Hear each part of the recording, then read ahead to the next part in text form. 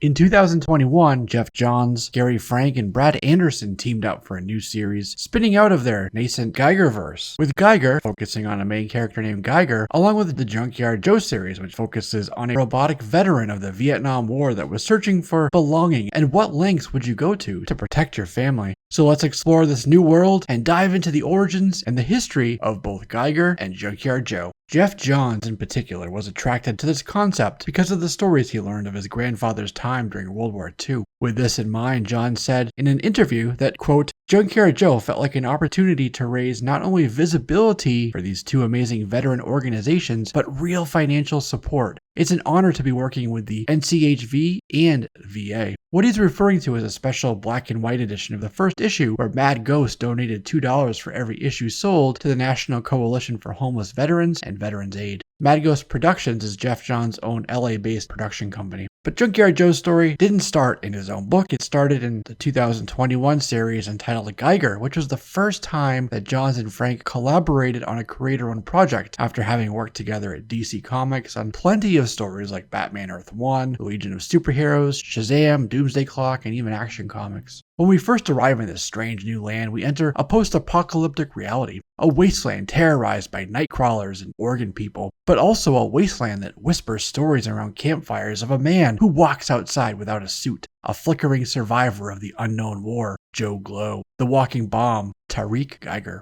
On a news report at Tariq's house in the summer of the year 2030, right at the outbreak of that global thermonuclear war that became known as the Unknown War, we learned that a Vietnam veteran named Maury Muddy Davis had passed away at 77 years old. Maury was a cartoonist and created a beloved comic strip character named Junkyard Joe. But what happened and how did we get here? Let's roll it back a little. Tariq took his family into a secure bunker in Boulder City, Nevada, full of food, medicine, hydroponics, and air filters to survive the impending apocalypse. When Tariq went topside to save the family dog, a neighbor shot Tariq in the leg with a rifle with the glow of an inbound ICBM illuminating the clouds above. He had his family shut the door of the shelter without him, hoping for them to at least survive, to save themselves. And from there, the world as we knew it ended. The few survivors that remained roamed the ruins of what was left, struggling to stay alive while resources steadily dwindled. The glowing man, as he was called, Tariq Geiger, was one of those people. In his cape, armed with batons, he fought to protect what was his. The blast had mutated his body, so when he charged up, he glowed with a ghastly, radioactive illumination. In Geiger's compound, he had a library of preserved literary works, including a comic book collection containing stories about a robotic soldier named Junkyard Joe. At the end of issue 1, we get to see one of those very comic book stories by Maury Muddy Davis. In that comic strip, Junkyard Joe was training with his unit on an obstacle course, and he broke the course record. This was drawn in a style very reminiscent of Mort Walker's Beetle Bailey comic strips. This self-appointed king who'd taken up residence in Camelot in Las Vegas found Geiger's shelter and opened it, exposing the remains of his family. And so Geiger unleashed fury on the king and his fake knights. Geiger killed most of the knights but left the king alive, yet horribly disfigured, then wandered off into the landscape with nary a destination in mind. We also learned that it was Dr. Molotov who found Geiger after the nuclear blast, and it was he who had saved him by giving Geiger a suit and boron rods to wear which would dampen his power and stabilize his internal temperature. It helped with his terminal cancer as well. And it was when he took the rods off of his back to use as weapons that his power surged outwards, uncontrolled, and he became a phosphorescent vigilante. Since Geiger learned his family had perished, he helped a brother and sister who'd escaped from the king carry the nuclear football across the wasteland to NORAD, the only place left where the US government still had any power in the country. They took a two-headed wolf named Barney on the trip with them. That was Tariq's friend. That's when the Oregon people who refused to wear suits and became horribly disfigured, turned their trip into a Mad Max run down Fury Road.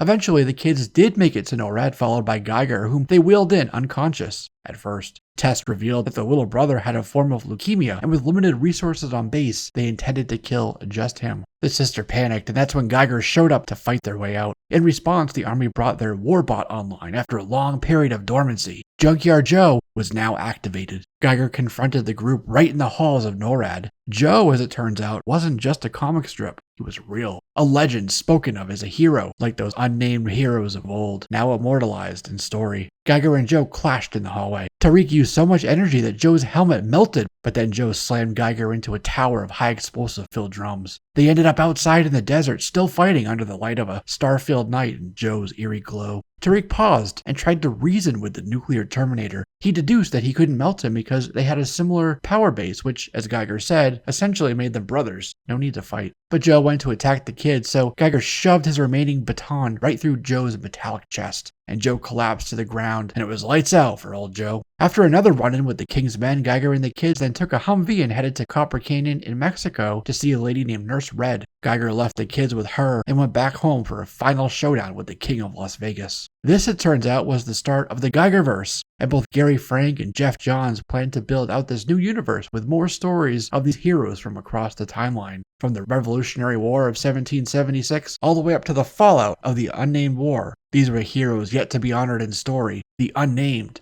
And the first to get a book was none other than Junkyard Joe himself. It's where we get to go back to the Vietnam War, back to 1972, to explore Junkyard Joe's origins, to find out what Muddy Davis was doing at the time, and how Joe went from being a soldier to a comic book character. In spring 2022's Geiger 80-page giant, John says that Joe's origin is as funny, frightening, violent, heartbreaking, and heartwarming as Joe himself. In Junkyard Joe issue 1, in the fall of 2022, we again meet Muddy Davis, but this time a young Davis in Vietnam circa 1972. He's on base when a mysterious new soldier is dropped off in a Huey. This soldier was deliberate and incredibly precise in his movements, both silent and mysterious. The only sound he would make was the whirring sound as he kept his head on a swivel. This, it will turn out, is Joe, though no one can tell yet that he's a robot. His commanding officer tells him he's about to meet his new unit, the Junkyard Dogs. When the unit kitted up again to go out into the brush, Muddy ran into Joe for the very first time. And though I'm calling him Joe here to identify who I'm talking about, nobody knew what his name was just yet in story. When their unit was ambushed, Joe took them all out, then fell into a river holding on to one of the enemy soldiers, and his grenade exploded, exposing Joe's metallic skeleton under his shredded, tattered uniform. Joe picked up the jungle fatigues of a fallen soldier and redressed himself. This happened to be the uniform of a guy who's called Band-Aid, but his real name, his government name, was Joseph. And so this robot became Joseph of the Junkyard Dogs, aka Junkyard Joe. They didn't know what to make of him, but he proved himself by not using resources, always remaining on guard, and he was uncannily accurate with his M16. As they made their way through the jungle, Muddy talked with Joe, and at one point invited Joe to play cards with the rest of the unit, and after that, Joe did sit at their table, some bit of humanity coming through his cold exterior. From that moment on, Joe and Muddy became battle buddies and marched through rain and mud and thick underbrush together. The second time they were ambushed, Muddy was hit and injured while the rest of the team was wiped out. Joe carried Muddy back to base safely as his guardian angel, and on the way back, Joe ended up killing an entire enemy base. Then he stopped transmitting. It turns out that Joe was a field test called a Unit Beta, a test that was watched closely all the way up to the Commander-in-Chief, POTUS himself. Back in Vietnam, with Muddy in medical, the army convinced him that Junkyard Joe was not real. He didn't actually see what he saw with his own eyes, and if he kept carrying on about it, he'd be sent home in a much different way. A thinly veiled threat that they would permanently silence him. He stopped talking, but continued with those early sketches for his comic strip. A strip that would be read alongside the likes of Garfield and Snoopy for decades to come. This would generate merchandise and lots of income for him and his wife Rita. Then, one day, many years later, Junkyard Joe appeared on the snowy doorstep of a much older Muddy's home in Indiana in the middle of the night. Soon after the comic strip was canceled, Joe had lost hope. He'd lost his motivation. He'd lost his life. He'd lost his family because his wife Rita had died just that summer. Davis at first was in disbelief at seeing Joe, trying to work through the cognitive dissonance in his head. Joe was actually real. The army had lied to him. What Davis didn't know, however, was that Joe was being actively pursued by nefarious forces, namely a robot mask and trench coat wearing killer named the Custodian. Joe found Muddy by way of the article posted about his retirement from being a career cartoonist, an article that also said that Muddy created Joe. Joe showed up to help him, and Muddy had to remind him that he didn't create him, just the illustrations, and that they had actually just met each other back in '72 during the war. Joe, though he was a robot, showed understanding and emotion and compassion and anger and even the lingering effects of being a veteran, humanistic qualities that percolated to the surface above his programming. Joe was sad that when he was trying to help Davis clean up his house, he accidentally broke a coffee mug that bore Rita's name. Muddy told Joe, "Don't worry about that, that's just an old bug," and he consoled his robotic friend. In issue 4, Joe started reading Peanuts and Calvin Hobbes along with the comic strip about himself, while those in pursuit of Joe drew ever closer, tracking him by using his combat boot prints in the snow. A girl named Emily from across the street was from a family that had just moved in and was dealing with the collective grief of losing their mother. After one fight, she ran over to Muddy's house and she too met Joe, who was timid and shy at first, unsure of this new human. The Custodian and his soldiers attacked the family that lived next to Davis and set a trap for him and Junkyard Joe. Davis was knocked out, but Joe managed to escape into the snowy forest with the 3 kids. They made it to the town of Melody Hills, Indiana, to look for help. Their pursuers were close behind, tasked with recovering the asset and eliminating any witnesses, and now it meant wet work on an entire community. Davis contacted the vet center, found out that those 3 villains were part of a militia who attacked a classified government storage facility in Huntington, West Virginia just a week prior. And it turns out that the Custodian was the one who actually created the robotic killing machine in the first place, but someone in Vietnam changed it. That was Davis and his kindness. And so when that happened, the robot disobeyed orders and shut itself down. So the Custodian was forcibly removed from his own program, and it took him years to track down his creation, finally locating him at the facility in Huntington. He had planned to reprogram Joe and set him loose on Washington, D.C., but Joe attacked the soldiers, striking hard and striking first. Joe took another frag from well within danger close range, but it didn't stop him. He kept attacking the Custodian's men. In desperation, the Custodian took Emily hostage and held her at gunpoint right in the middle of downtown Melody Hills. Davis said to Joe, "Do what you came here to do." And so Joe attacked the Custodian, taking him out with a strike to the face and saving the girl Emily at the same time. Right after this, an agent from DHS showed up in an SUV with even more agents to recover Joe, but the entire town rallied around Joe, Muddy, and the neighbor family, protecting the very being that had given them all joy for years. Joe was one of them, and now Joe is home, finally.